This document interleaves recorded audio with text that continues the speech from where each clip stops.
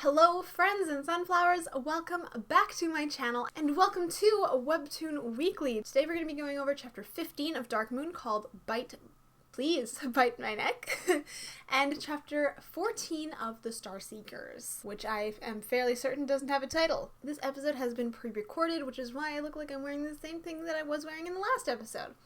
Because I am. It's the same day, but don't let it deter you. I'm still reading the chapters one by one, and I'll just show you proof. It's all still locked. So yeah, it's still my genuine thoughts and reactions. I haven't unlocked further than the next chapter. I'm only doing this one by one, even when I'm pre-recording episodes. So just keep that in mind. This chapter starts off, of course, where the last chapter left off, where Helly asks Suha to bite his neck. And as I previously stated, this is kind of weird because they're teenagers now, Suha and Chris were kids when they did that. And so, and I said, it seems like it's a thing to say, like, hey, I want you to trust me the same. And it is. Suha, thank goodness, has the logical reaction to this situation. She's like, we can't do that. That's ridiculous. We only did that because we're children. So points to Webtoon Suha. And she's like, that's really embarrassing. Like, let's not do that. So I love it when characters have common sense. And then she's like, you know what? Why don't you bite me instead, Helly? Obviously, Helly can't bite her. That's ridiculous. He's actually a vampire. But Suha, of course, takes his hesitation as embarrassment to the same level as her. And she's like, see, that's why we're not doing it. Like, it's ridiculous, right? Honestly, this story makes me laugh so much. Like, Dark Moon is my favorite. Anyways, she's like, yeah, the point is that I really deeply trusted Chris. And so that's kind of what I think I said last time was like, hey, like, she obviously just trusted him a lot. And it was actually a display of trust on Helly's part too. Although I feel like he wouldn't have been upset if she had bitten his neck. He was more okay with it than she was. Maybe because that's what vampires have to do. So he's just like not that weirded out by it. I don't know. Anyways, Suha then reveals that the reason she transferred to the school is because of its old texts and tombs, and she might be able to find a way to get rid of vampires. So I love that. That is an amazing motivation for Suha to have. But then also she mentions like how scared she was when she ran into the drifter vampire that she ran into, like, I don't know, chapter 10 or 9 or something like that. And that, yeah, vampires are monsters. Poor Helly. He just doesn't know what to say. And then as she asks him why he's there, it jumps to the other brothers, I guess, who are like, oh, I can't believe, like, she feels that way about us. Like, and they're like, oh, well, like, don't feel too bad. She doesn't know that we're vampires. Like, that's just how she feels. Of course she would feel that way. They don't know the difference. And then Solon is just like, I told you we shouldn't get close to her. I can't believe... This is literally why he's my favorite. He's like, we're meant to only be close to each other. Which is probably not true. Because in the web novel and, like, in some of the music videos, they're like, oh... There's the whole parallel with the princes who are defending the princess, which is Suha. And they are the princes. They are taking the role of the princes. So, and then there's also this suggestion like, oh, what if we just kill all the other vampires? Which I'm like, part of me is like, okay, but then you're still, like, killing a lot of things. Is it okay because they're, like, the less powerful vampires? They're drifter vampires. Is it okay to just kill them? I think that's a moral debate that we need to think about. Like, obviously, they are killing people, but even in our reality, like, you can't just kill someone because they killed someone, you know what I mean? Like, there's a trial period. You don't just killing someone because they killed someone, isn't really condoned. Like, it's considered murder, obviously. If you kill someone because they killed someone, this is like Dexter, that show Dexter, where he's a serial killer who kills other serial killers or whatever. Didn't actually watch it, I just know the premise. But it makes me think of that, like, can you really say that you're providing justice because even though you took someone's life because they would have killed a lot of people? I don't know. I think there's some moral disputes that you could have against that. So, and then of course it's played off as a joke, like, oh, well, let's tie up Solon and we'll have her take out Solon. Poor Solon, he's always the butt of the jokes and he's not even a full vampire, or he is also part werewolf. Again, I'm not 100% sure how that works out. I assume we'll eventually figure that out though. But then we finally get some more information on their backstory related to the orphanage. Mostly because they're like, oh, we can trust Suha, and Solon's like, can we really trust any humans? Because you've seen what they've done to us in the past. Hence, flashback, where I guess they had ran away from the orphanage, not because of the fire, by the way, which we do know the orphanage does burn down. It was sort of shown in like some of the Japanese music videos, so we do know that that orphanage at one point burns down. And it also tells us that in the web novel, which in the web novel they loved the orphanage, so keep that in mind, because here it seems like they ran away from the orphanage, ran into this girl who sees them biting into a chicken, realizes they're vampires, turns them in, and then they start getting hunted down by the village people, which, by the way, I don't understand. Do they age? Because, like, they're children. Like, they're children here. Like, they're tiny children. Age as vampires? Do vampires still age normally? I want to say no, because there's indications that they are quite old. I'm just confused on that front. But anyways, so they escaped the orphanage, and then were chased out of that town for being vampires, and one of the maids finds them as they're fleeing, and she looks terrifying and menacing. It brings to mind Promised Neverland again, where they have an orphanage, and there's like a reason that these people are terrifying. Except in this case, this brings back my really early theories of like, oh, they were experimented on, they were being held there against their will, they were being made to think one thing versus the other. Which brings me to the web novel, because, and she's like, oh, I told you it's safer at the orphanage, blah, blah, blah, blah, blah, but it's drawn in such a way that is very dark and, like, menacing. Like, this is not a happy memory for them, which is why I was thinking of the web novel, because in the webtoon here, it seems like they really wanted to get away from the orphanage.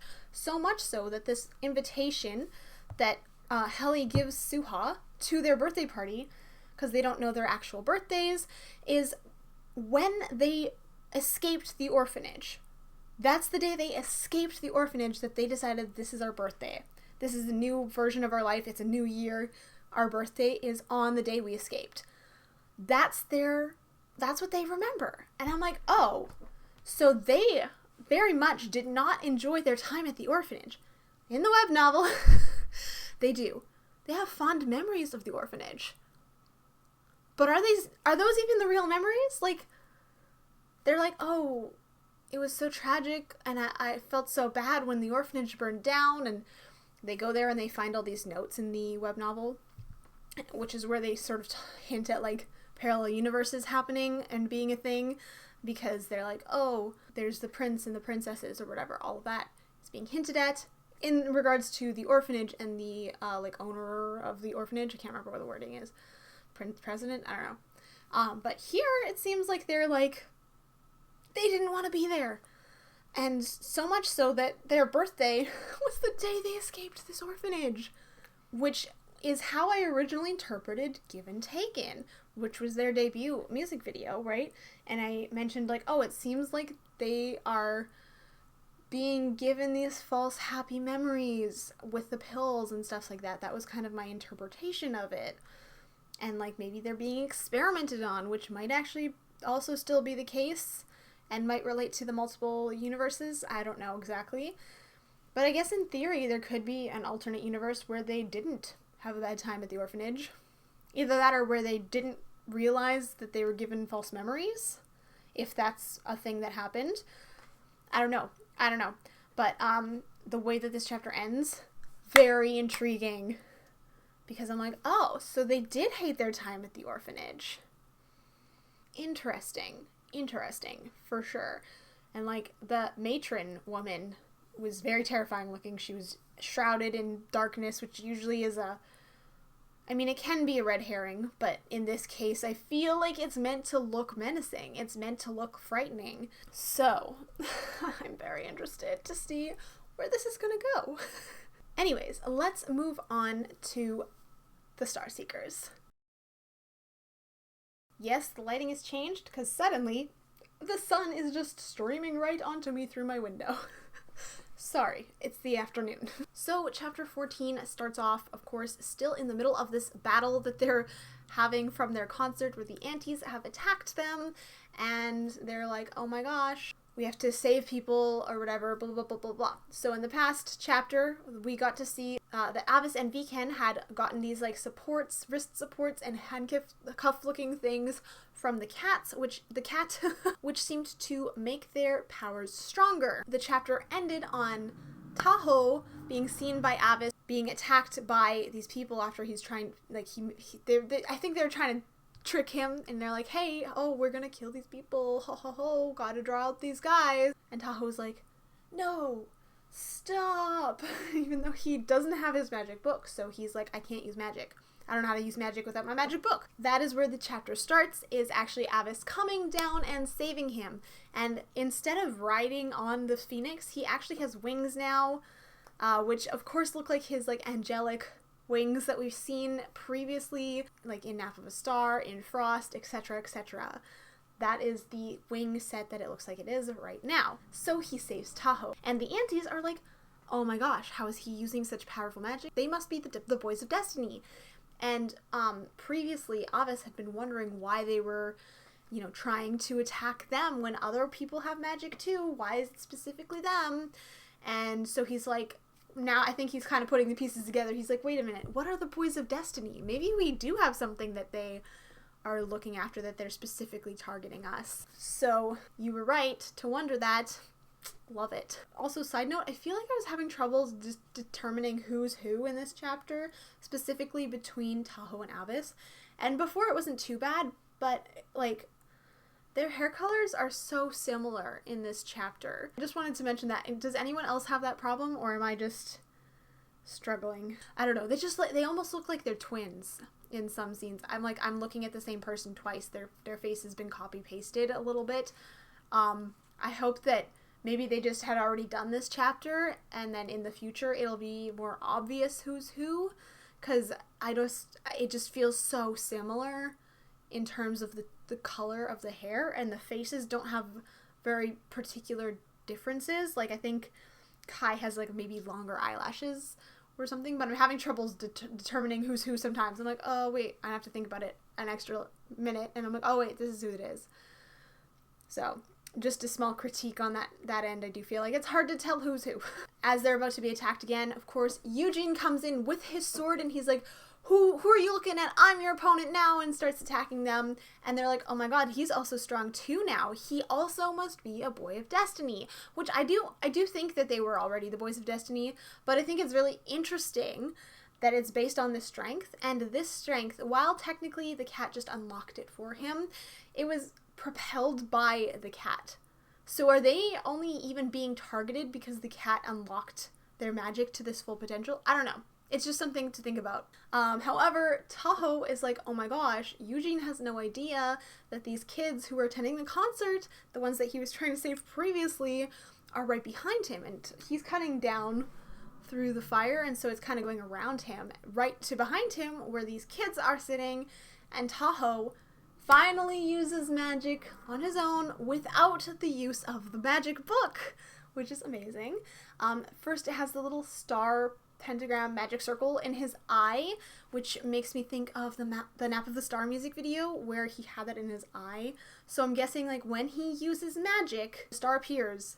It's like he's making a magic circle, a magical contract maybe even, and casting magic. But I do find it interesting because in the Nap of the Star music video, the star that was in his eye didn't just look like the star it does here. Like, here it does look like a magic circle or a pentagram, but the way that it was done in the Nap of the Star music video is it was the same star that was in the sky. So I'm wondering, like, oh, like, is it possible that it's sort of connected in that sense? Because, like, it was hard to see how seriously or, like, how on the nose the idea of the star in the sky should be. But if the star in the sky is actually a representation of magic and the use of magic the same way that it is in his eye, that kind of changes the interpretation a little bit, because it's like, of course, when they were together before as children on Magic Island, presumably, or whatever, they had magic, and then the star went to sleep. It stopped working. Magic stopped working. And it was shown to have been like them separating, etc., etc. And then when they came together again, the star was there again, but it wasn't fully awake. And I feel like you could have this as a parallel, like, oh, This is when the world opened up and closed repeatedly or whatever, and magic appeared in the world in this Webtoon story, in the StarSeekers story. So the magic is reflective of what the star is. Like, the star is just magic in general, and maybe it's not so literal as a star. But also the star is related to Moa, apparently. Like, they've had a lot of hints in, like, fan lives and stuff like that where they literally equate that star to Moa, so just keep that in mind. But yeah, so maybe when they awaken their full magic, that's when the star is going to wake up. I don't know, just something to consider. So yes, Tahoe uses magic. He creates this little box. They're safe up in the air or whatever. And he's like, I will save you guys. Like, it's fine. We got you. And then it cuts to Viken, who is helping out DK, because DK was kind of like in a tough spot there. And DK is also like, how are you doing this? Like, how are you this strong? Like, I've been training. He's like their magic trainer, right? So he's like, how are you this strong? Like, how are you able to, like, blow this guy out of the way with your wind powers? Like, you have healing magic powers from plants. Like, how are you doing this right now? Which is a fair question. And in fact, I did kind of wonder if he would notice the supports that Viken has on his wrists or, like, on his hands. I don't know. Anyways, I kept wondering if he was going to notice it. I don't know if it's something that, like, other people can see, but they noticed it. So I kind of feel like you can see it. Because it looks like the same as their magic. Like, it's the same, like, purpley color that the magic is. And I know, like, in Soul's case, his, like, bow, which is his own magic, is that color. So I don't think it's, like, just because it's from the cat. It's, like, their magic. You know what I mean? Anyways, they are, you know, he's, like, I think he wants to heal him because he's like, oh my god, are you okay? And then they're getting attacked again. But Soul's mom steps in and sort of helps them out, and she looks exhausted. Like, she looks super tired. Her legs are shaking. Like, it is not a good time for her. And she's about to get attacked from behind. And of course, Soul comes in to save his mother and save the day. He's there too. Don't forget about him. He's like, yeah, I'm still here, guys. He's like, whoosh. So there's a lot of chaos happening, but basically they're saving everyone with their powerful powers. And I do think that those, like, supports are probably the same as, like, Yeonjun's horns, I guess. But, like, the wings were kind of always associated, or, like, his heart for Avis and Kai, and the shoulder for Beomgyu, you know? So it's interesting that it's on their hands and wrists instead of what we've previously come to associate with the pain of the contract or whatever. Then again, Yeonjun's is supposed to be his throat, so... And also the, like, antlers became the sword for Eugene, but these don't seem to be going away and becoming anything. I don't know, I'm kind of confused about what they are. Are they just temporary? Like, are they gonna disappear? Because I feel like Yeonjun's... or... Eugene's stays that way. I will also say I was just rereading previous chapters, and Soul doesn't come across the cat, but he does sort of have, like, this thing where it happens where his, like, without him knowing, his wrist starts glowing and flashing, and that's where that bow and arrow came from. So I don't know if the cat gave that to him and he just didn't know, or if that really was just his own power, because he did manifest originally the power under great pressure, which is, like, one of the ways that you have to use your power is when you have a desperate heart, I think it was. The more desperate you are, the more likely it is to manifest more power. So in this case, he could have been very desperate. Or it could be the cat. Like, let me know what you think about that, because I feel like it could go either way. As for the other two, though, I do think that was just the cat, but I'm sure it would have eventually happened originally, but it was because the cat came to them specifically. And Tahoe, he does suddenly get good at magic, but again, we didn't see the cat talking to him in this chapter, so I'm not sure if him and Soul, like, they're the only two that didn't see the cat.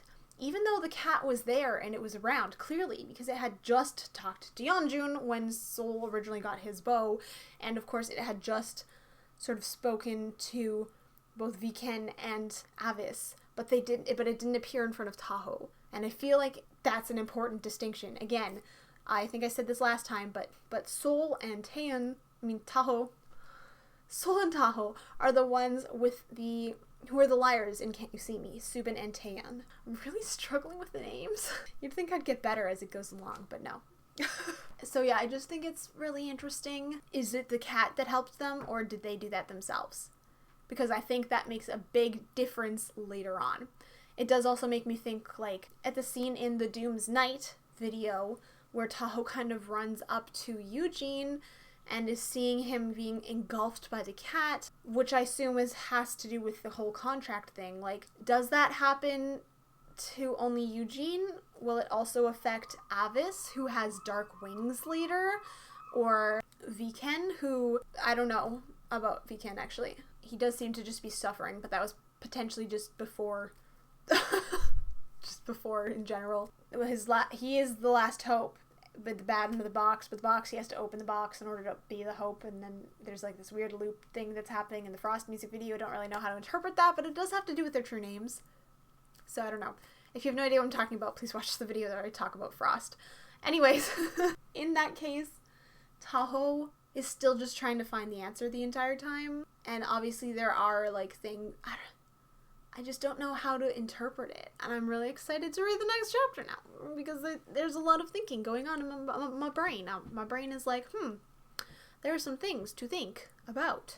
That's what I'm thinking about.